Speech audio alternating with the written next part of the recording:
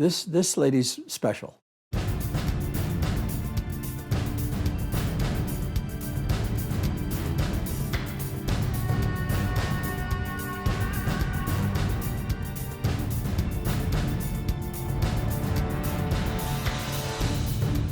كان هدفها الإنسان، كان هدفها Comment une personne peut faire une différence. Comment une jeune médecin de famille riche décide de laisser tomber une vie confortable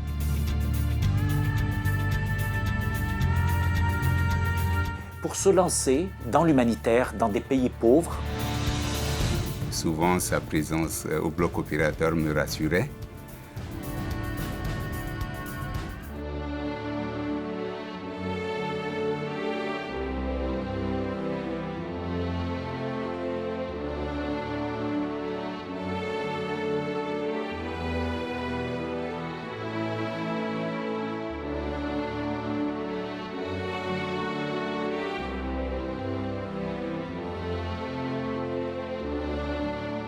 Un paysage époustouflant, mais la beauté du cœur le dépasse de loin.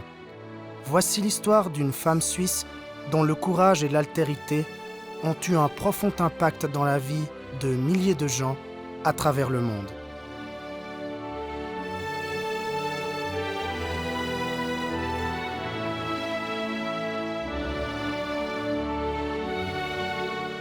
Le début de la vie de Josiane est déjà à l'image de sa vie. Elle naît dans une famille généreuse et engagée, comme deuxième enfant d'une fratrie de 6, mais pendant une époque bien sombre de l'Europe et de la Suisse.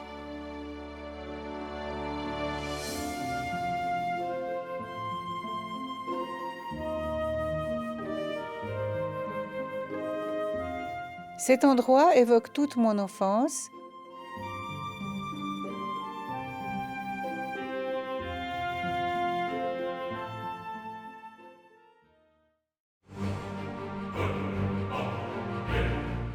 Je suis née pendant la guerre et je me souviens encore du bruit des sirènes.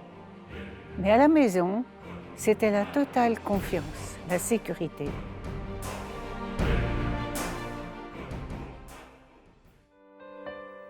Mes parents m'ont transmis les bases de la sagesse par leur foi et par leur éducation. J'ai vécu une enfance heureuse au milieu de mes frères et sœurs avec des parents aimants. Pendant mon adolescence, j'ai vu Josiane toujours encline à aider l'autre, à écouter l'autre. Dans la famille, c'était la personne qui apportait la paix. Depuis son plus jeune âge, Josiane voyage.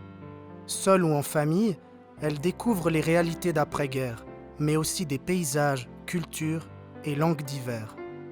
Lorsque j'ai fait mon bac, j'avais envie de faire quelque chose avec mon cœur, avec mes mains, avec ma tête. Et j'ai choisi la médecine.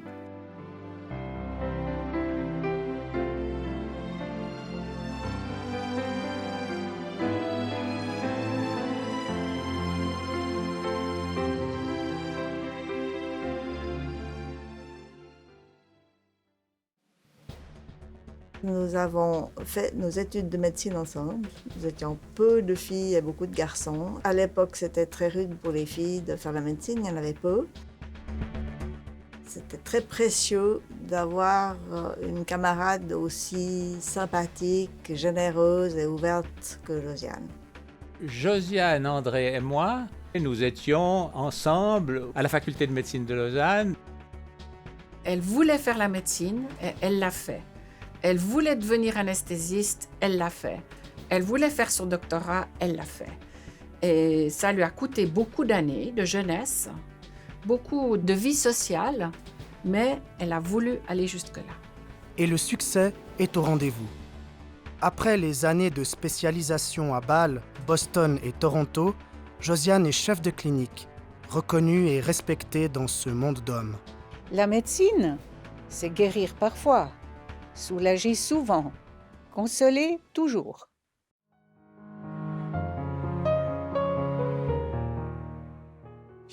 Elle aurait pu facilement choisir une vie confortable, agréable et bien réussie. Mais elle a choisi tout le contraire. Elle envisageait de s'installer comme médecin anesthésiste dans le canton de Vaud. Elle a pris par la suite une direction complètement différente. Elle s'est engagée dans l'humanitaire pour aller aider des gens en Afrique, en Asie, au Moyen-Orient. Josiane a 40 ans quand elle décide de découvrir l'Asie, mais pas comme touriste. Je suis partie en Thaïlande dans un camp de réfugiés pour ma première mission. Quand elle est partie en Thaïlande, ça m'a un petit peu déstabilisée, ça m'a un petit peu questionnée. Je me suis dit, mais pourquoi est-ce qu'elle quitte un travail si bien payé? Elle a toute une carrière devant elle, et puis elle lâche tout ça pour aller en Thaïlande. Comment une jeune médecin de famille riche décide de laisser tomber une vie confortable, une vie même luxueuse, pour se lancer dans l'humanitaire, dans des pays pauvres, dans l'inconfort, dans le danger? Et quand je l'ai vue revenir, épanouie, heureuse d'avoir fait cela, je me suis dit, voilà, eh bien maintenant elle a un sens à sa vie qui est bien plus important que simplement faire de la médecine dans un hôpital.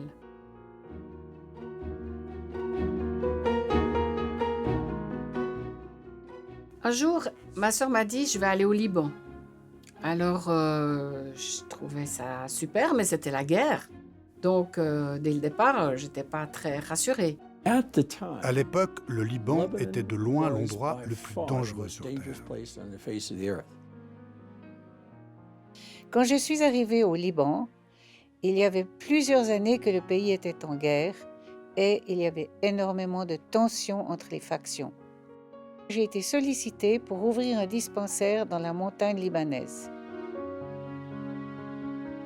À moins d'1 heure de route de Beyrouth, on est dans la montagne libanaise. Isolée par les tensions de la guerre civile qui fait rage au Liban depuis 8 ans déjà, Bhamdoun et les 12 villages alentours du Chouf n'ont ni pharmacie ni médecin en 1983. Et il est dangereux de s'y aventurer en raison des tirs et combats dans la région.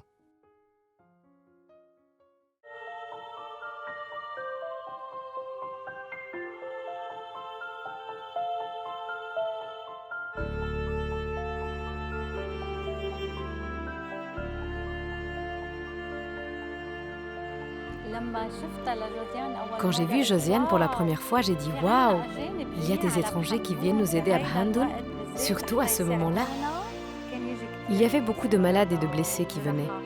À l'époque, il n'y avait pas d'hôpital dans la région. Il n'y avait pas de médecin. Donc, elle était l'espoir des habitants de Bhamdoun et de la région, avec le groupe soignant qui l'accompagnait.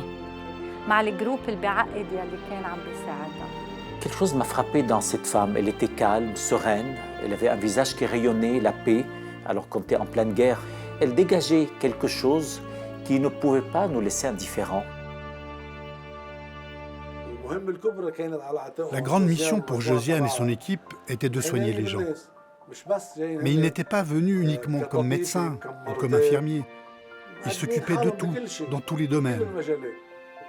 Et vu les circonstances qui nous ont réunis, on a très vite fait connaissance. On a établi une confiance entre nous. Je leur ai confié ce que je savais et ils m'ont confié tout ce qu'ils savaient.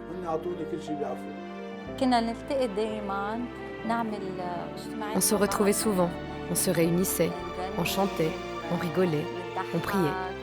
On rassemblait les enfants, on leur racontait des histoires et on jouait avec eux. Les gens de Bhamdoun aimaient beaucoup Josiane et ils avaient confiance en elle. Parce qu'ils avaient confiance, ils venaient souvent vers elle pour demander ses conseils, son avis, et elle avait beaucoup d'amour pour les gens.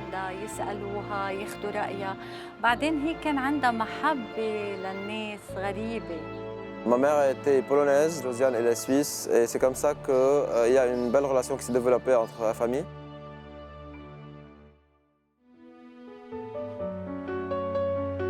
Alors que Josiane et son équipe tissent des liens chaleureux avec la population, la tension monte autour d'eux et descendre à Beyrouth devient de plus en plus risqué. Elle était là déjà depuis plusieurs mois. Tout allait assez bien quand un jour j'ai reçu un appel du responsable au Liban. Il m'a dit « Nous avons un problème. Notre équipe médicale a disparu. » Le lendemain matin, il m'a rappelé pour me dire qu'il venait de découvrir que Josiane et son équipe venaient d'être kidnappées par la milice druze.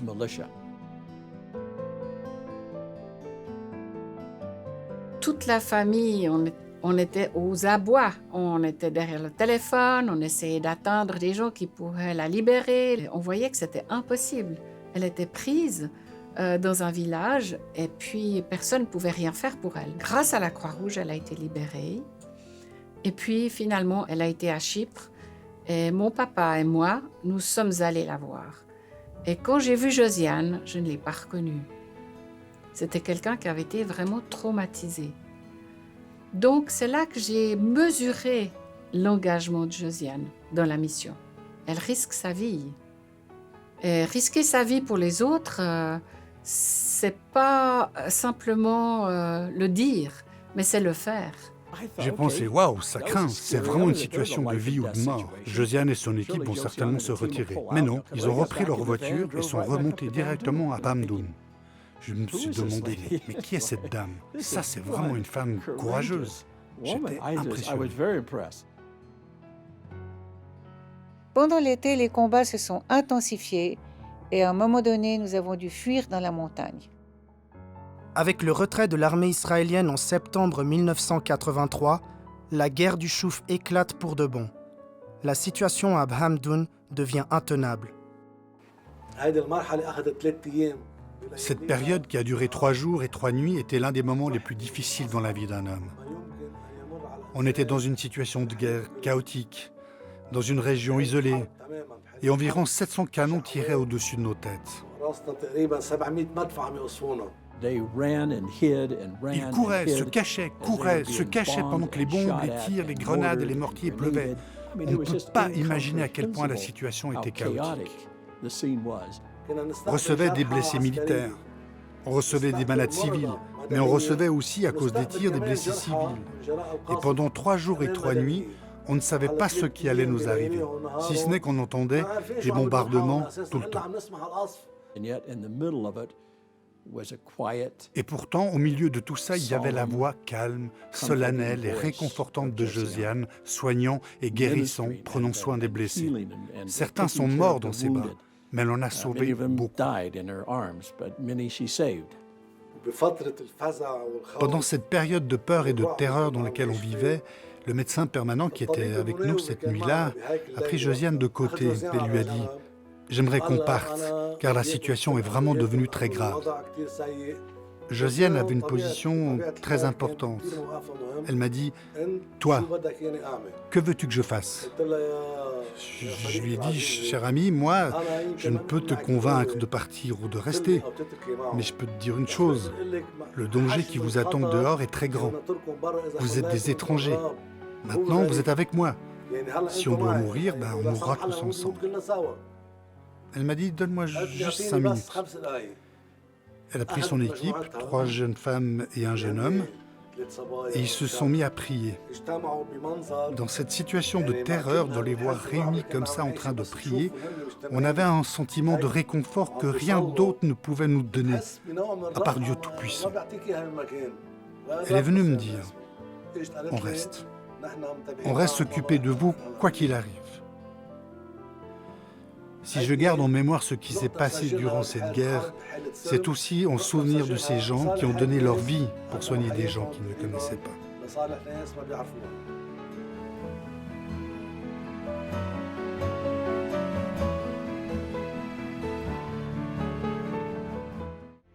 Le temps à Hamdoun touche à sa fin.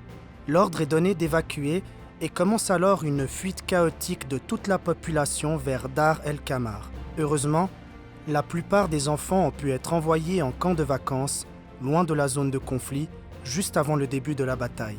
Parmi eux, Anthony. Quand je suis parti dans ce bus-là, en colonie de vacances, c'était la première fois que vraiment j'étais tout seul. C'était pas facile, je pleurais tout le temps. À l'époque, j'avais 7 ans, quitter la famille et partir, c'était nouveau pour moi. Josiane était debout là-bas aussi avec tout le monde et les bus ont démarré. J'ai toujours en tête cette vision-là, cette image-là. Voilà. Les enfants de plus de 8 ans du village sont partis. Les Israéliens aussi se sont retirés.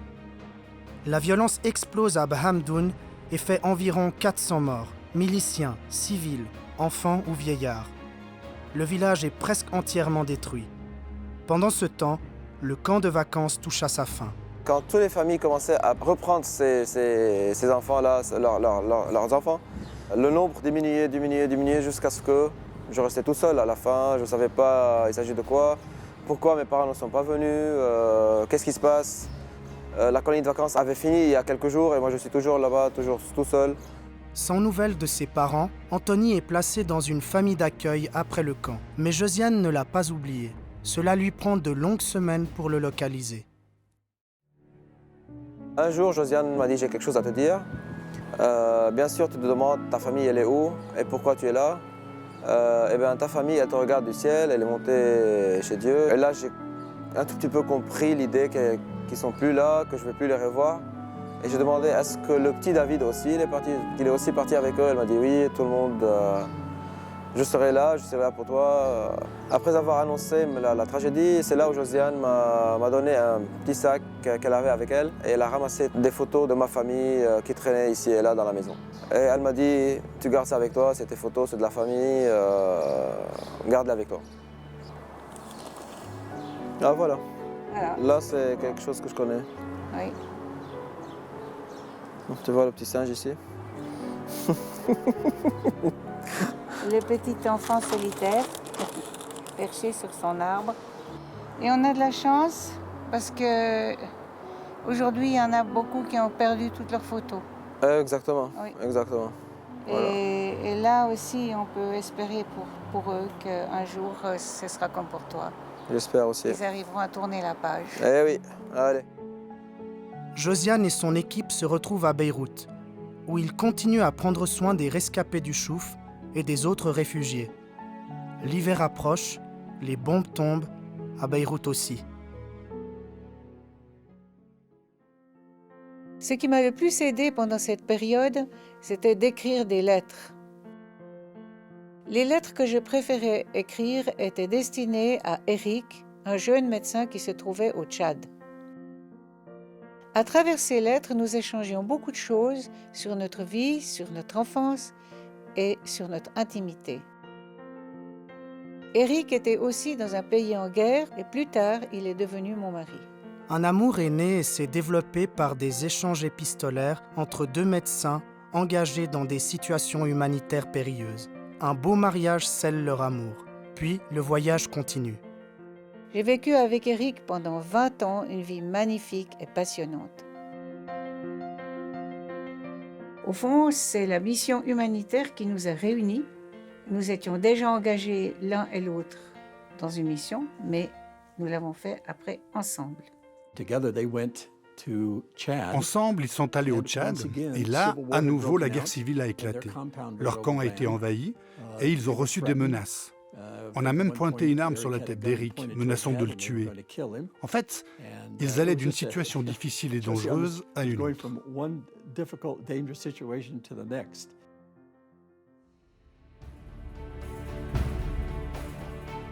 J'ai beaucoup apprécié le fait qu'ils venaient de très loin, le fait qu'ils ont abandonné quand même le confort qu'ils avaient en Europe. Ils sont venus travailler avec nous dans un contexte d'insécurité. Nous avions eu plusieurs fois l'occasion de travailler ensemble, donc on était très proches. Souvent, sa présence au bloc opérateur me rassurait. Au-delà de cela, elle s'occupait aussi de notre service de pédiatrie, donc elle aimait beaucoup les enfants. C'était important de rencontrer ce couple qui était très motivé dans le travail. Pour moi, c'était vraiment des personnes ressources. J'ai beaucoup reçu de cette collaboration avec eux, non seulement s'occuper des malades et tout, mais cela m'a aidé à voir l'importance donc, de s'occuper de la personne dans tous ses besoins. Lorsque nous étions au Tchad, Eric et moi parlions souvent de notre avenir. Et nous disions, ces grands hôpitaux missionnaires du passé, ça ne va plus. Il faut avoir des structures beaucoup plus petites et qui puissent répondre aussi en cas d'urgence. Lorsqu'ils étaient au Tchad, ils ont remarqué que la famine sévissait dans certaines régions, alors que dans d'autres parties du même pays, il y avait à manger. Ils étaient liés d'amitié avec plusieurs pilotes de MAF, dont 2 Suédois, Kea et Lars Erik. qui leur ont proposé justement de se rendre dans l'autre région en avion pour ramener de la nourriture. Josiane en a parlé à l'équipe médicale et c'est ainsi qu'ils ont commencé à collaborer étroitement ensemble. Josiane et Eric ont quitté le Tchad un moment pour se reposer en Suisse. Josiane et Eric font le bilan de leur expérience avec la famine au Tchad. Ils comprennent qu'il faut une structure plus organisée pour répondre efficacement aux situations d'urgence. Kia était rentré en Suède. Après quelque temps, il a appelé Eric et Josiane pour voir comment ils allaient et les a invités à le rejoindre en Suède. Ils se sont dit alors que ça pourrait marcher, combiner les avions et l'expérience médicale. Mais ils avaient l'impression qu'une troisième organisation devait être impliquée. Mais laquelle? Il manquait encore un troisième pilier, un pilier où on aurait une ressource de jeunes qui pourraient être engagés rapidement. J'étais à l'époque le directeur du travail d'aide et de développement pour l'Europe, le Moyen-Orient et l'Afrique.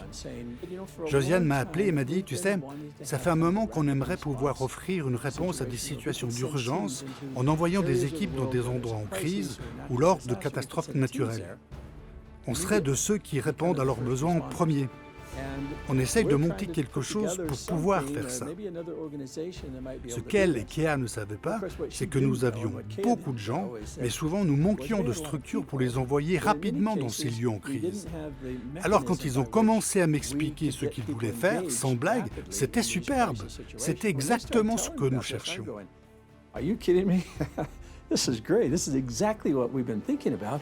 Et puis nous nous sommes rencontrés les trois organisations, organisation de jeunes, organisation d'aviation, organisation médicale, pour démarrer MEDER. Et quelqu'un dit, il y a un projet en Ouganda auquel nous nous intéressons. Nous pourrions y envoyer Eric et Josiane pour faire une reconnaissance et faire des recherches et voir comment cela pourrait fonctionner. Et évidemment, chez nous, ça fait clic immédiatement. Et nous étions d'accord de démarrer leur projet. Et véritablement, ça a été la naissance de MEDER. Aucun de nous, vraiment aucun de nous, dans nos rêves les plus fous, aurait pu imaginer ce que MEDER est devenu presque 30 ans après. À partir de cette première mission, nous avons décidé de consolider l'organisation afin qu'elle puisse aller dans plusieurs pays à la fois. Nous avons établi notre bureau à Lausanne avec une équipe de professionnels. Aujourd'hui, MEDER a pris une ampleur internationale. MEDER est reconnu par les Nations Unies et par divers labels de qualité. Aujourd'hui, nous aidons 1,5 million de personnes dans le monde entier, dans différentes régions. J'ai rencontré Josiane pour la première fois en 1990 lors d'un symposium en Hollande. J'ai vu Josiane partager son histoire, comment elle utilisait la médecine pour servir des gens dans le besoin. L'histoire personnelle de Josiane nous a attirés. Et cela m'a attiré moi. C'est pourquoi j'ai signé, pour au moins en apprendre plus sur MEDER. Quand la première guerre du Golfe a éclaté, je me disais combien ces gens étaient désespérément dans le besoin, ce que je pouvais faire. Tout d'un coup, j'ai reçu un appel de Josiane. Elle m'a appelée et m'a dit « Cheryl, je me suis demandé si tu étais intéressée à aller en Irak. » Je n'arrivais pas à croire mes oreilles. C'était comme si elle lisait mes pensées. Bien sûr que je voulais y aller. 10 jours plus tard, incroyable, on nous déposait au nord de l'Irak. Pour moi, Josiane était une inspiration, parce qu'elle osait faire un pas que la plupart des gens n'osent pas. Elle faisait confiance. Elle a vu quelque chose dans chacun de nous. Elle était convaincue que nous pouvions le faire. Cette conviction nous a donné la confiance nécessaire pour y croire, nous aussi. Savoir qu'elle croyait en nous était la clé qui nous a motivés pour commencer ce genre de travail.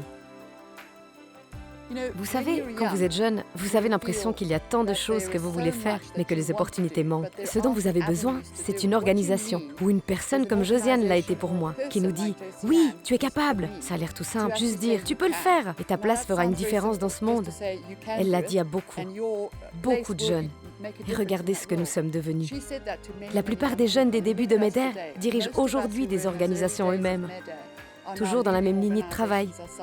Josiane a été un détonateur pour beaucoup de jeunes.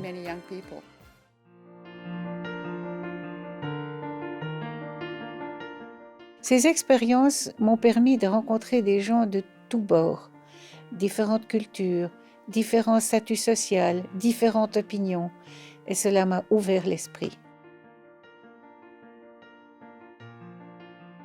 Après avoir développé MEDER pendant plus de 15 ans, il est temps pour Josiane de prendre sa retraite et pour Eric de prendre un peu de repos. Après 20 ans de vie commune, mon mari a voulu m'annoncer une nouvelle qui m'a beaucoup surprise. Il m'a dit qu'il se sentait être une femme dans un corps d'homme.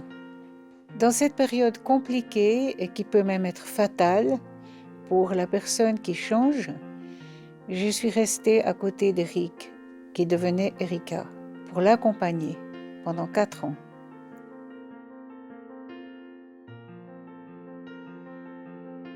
L'accompagnement par les proches et par la famille, c'est un aspect essentiel. Et j'ai envie de dire, il faudrait qu'il n'y ait jamais de rejet. À la fin de cette période, j'ai compris que beaucoup de personnes étaient mal à l'aise avec cette situation et prenaient une distance avec nous.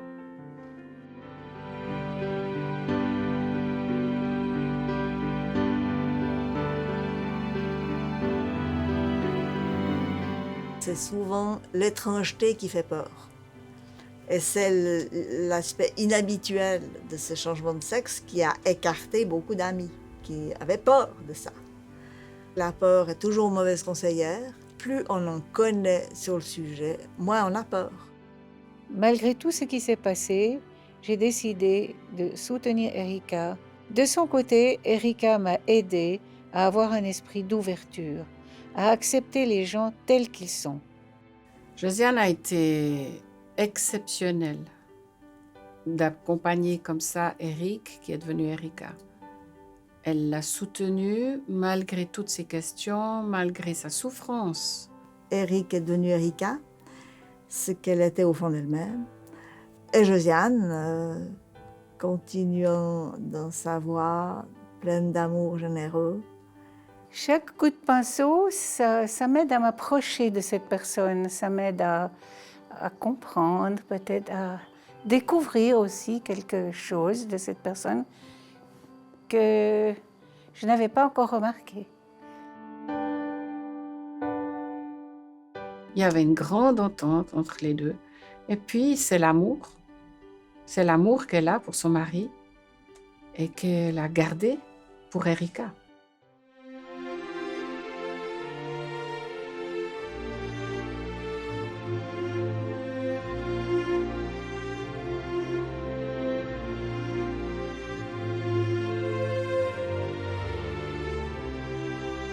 Bien chère Josiane, par ces mots, je veux exprimer ma reconnaissance pour les encouragements que tu m'as manifestés ces dernières années. Ton amitié m'a profondément soutenue au travers des moments difficiles. Et ton amour m'a offert la liberté de vivre au plus près de moi-même. Avec ma tendresse et mon amour, Erika. Josiane, c'est la passion de l'autre, quel qu'il soit, d'où qu'il vienne ou qu'il aille, au loin et tout près. Est-elle consciente à quel point son don de soi si généreux n'a pas seulement illuminé la vie de tous ceux qu'elle rencontre, mais l'a fait grandir, l'a portée, elle?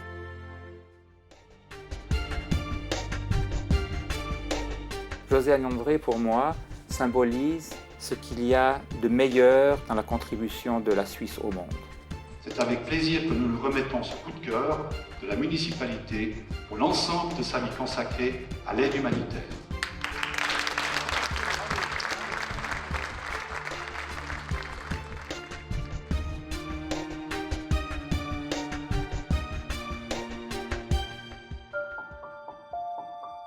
Et Josiane est un parfait exemple de ce qu'un humain peut faire pour aider d'autres humains. Je trouve que c'est incroyable ce qu'elle a fait.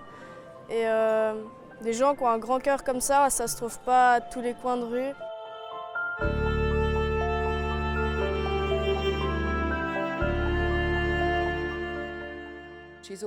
Elle a toujours vu les gens à l'image de Dieu, voulant les aider. Il n'y a pas de condescendance.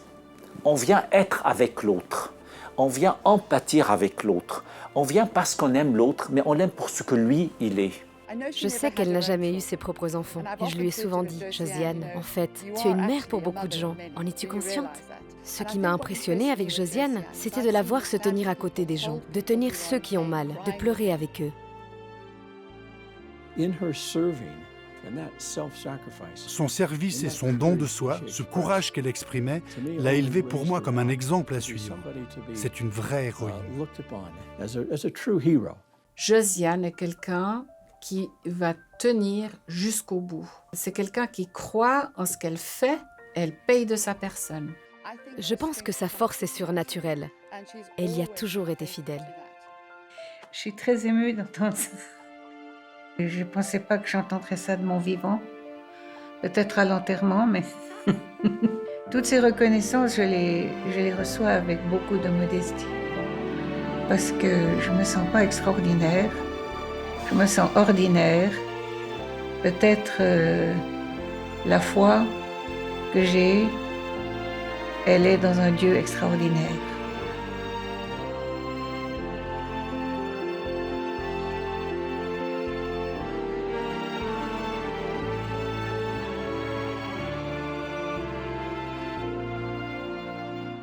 Pour Josiane, l'autre, sa passion, ce sont également les jeunes, celles et ceux qui sont à l'aube de la vie et dont les choix de vie sont en devenir. Tu peux faire la différence et tes talents, tes dons, même juste être présent pourra faire la différence, celle dont le monde a besoin. Je voudrais dire à tous les jeunes qu'il y a de l'espérance. Soyons solidaires. Battons-nous, battez-vous pour que ce monde reste humain. Ayez confiance, vous êtes dans un monde aux possibilités illimitées. Pour les gens de ma génération, c'est génial de voir des gens de la génération d'au-dessus qui ont montré un peu le chemin, qui ont suivi leur cœur, qui ont suivi leur engagement, leurs envies, qui ont fait des choses magnifiques.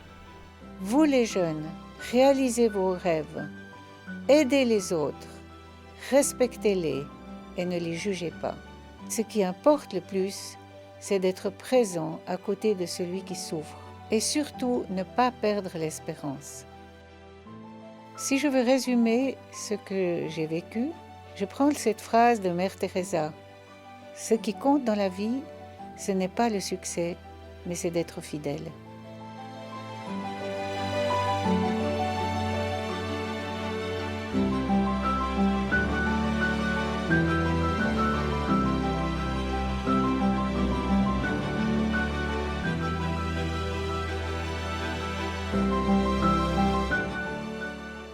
Pour moi, ce qui est important, c'est de s'approcher des autres, quelle que soit leur culture, quel que soit leur statut social ou leur croyance. Il faut s'approcher d'eux avec un cœur ouvert.